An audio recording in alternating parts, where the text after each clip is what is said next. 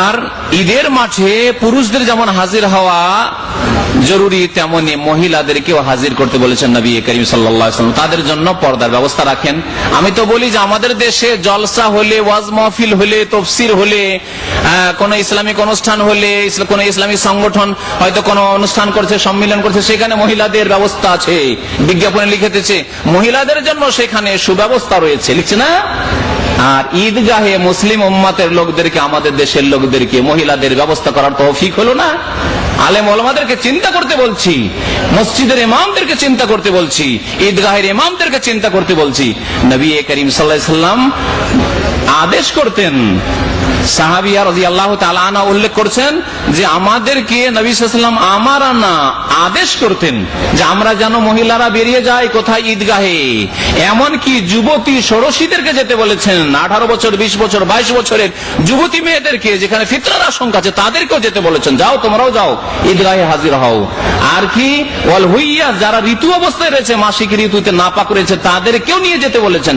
আর বলেছেন তোমরা নামাজের শরীক হবে না, তোমরা একটু কিনারায় বসে থাকে। ওয়াল ইয়াতাজিল হুইয়াজুল মুসাল্লা, যারা ঋতুবতী মহিলা তারা ঈদগাহের এক কিনারায় থাকবে, নামাজে শামিল হবে না, ঈদগাহের ভিতরে বসে থাকবে না, একবারে গিয়ে সাইডে থাকবে, এক সাইডে। আর ওয়ায়াশরিকনাল খায়রা ওয়া দাওয়াতাল মুসলিমিন, কল্যাণে হাজির হবে, মুসলিমদের দুআয় শামিল হবে।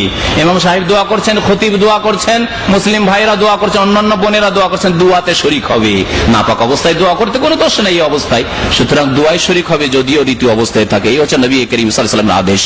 আমাদের দেশের এক শ্রেণীর ওলামারা বলে আজকাল ফিতনার যুগ, আজকাল যুগ জামানা খারাপ, লোকেরা খারাপ, যুবকরা খারাপ হয়ে গেছে, সুতরাং মহিলাদেরকে ঈদে নিয়ে গেলে ফিতনা হবে।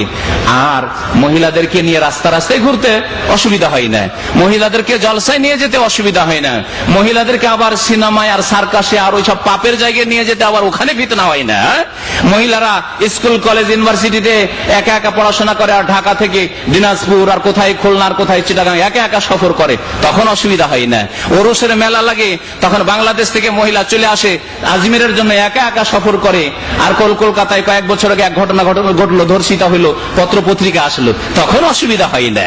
নাজায়েজ কাজ করতে মহিলাদের অসুবিধা হয় না। আর সুন্নতি কাজ যেখানে করতে হয়, নবী করিম সাল্লাল্লাহু আলাইহি ওয়াসাল্লাম বলেছেন, সেখানে তখন বিভিন্ন অজুহাত শুরু হয়ে যায় সুন্নতকে নষ্ট করার জন্য। ওটা আফসোসের বিষয় রয়েছে।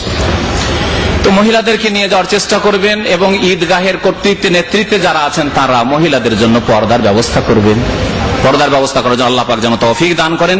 আলহামদুলিল্লাহ, এই সুন্নাত আমাদের দেশে জিন্দা হতে শুরু হয়েছে, বেশ কিছু ঈদগাহে মহিলাদের ব্যবস্থা হতে শুরু হয়েছে।